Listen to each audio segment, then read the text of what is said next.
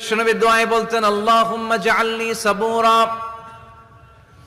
ওয়াজআলনি Sakura ওয়াজআলনি ফি আইনি সাগীরা ওয়া ফি আ'য়ুনিন নাসি কাবীরা।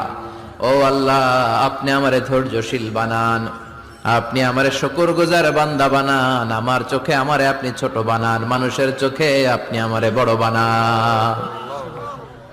সুবহানাল্লাহ পড়েন। বিশ্বনবী দোয়ায় বলতেন, আল্লাহুম্মা জাআলনি সাবুরা